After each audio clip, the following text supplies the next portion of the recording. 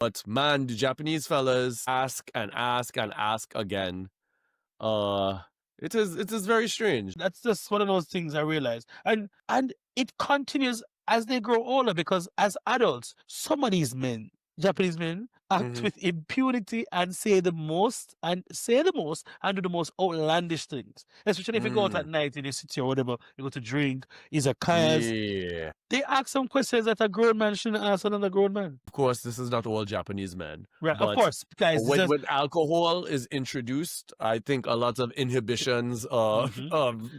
Deep, deep released. secret And fantasies start to develop or really get to nah, reveal themselves. no, men have not inquired about Member. my God-given, my God-blessed endowment, but man, the Japanese fellas ask and ask and ask again.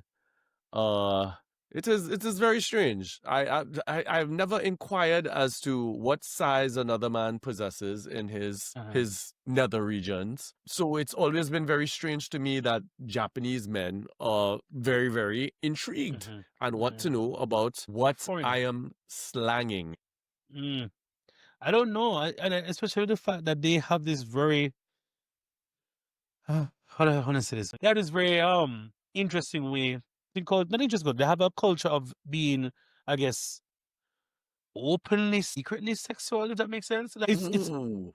openly, secretly. So it's like we can speak about this, but we can't speak about this. I think Japanese culture in Mm, general is very conservative in mm, some aspects, but mm. in other aspects where they're not conservative, it's Yes. vastly different than we are in the West. When it comes to Mhm. nudity Yes. and talking about sex and Yes. other things that would be a lot more discreet in the West, they are very open Very about it. open.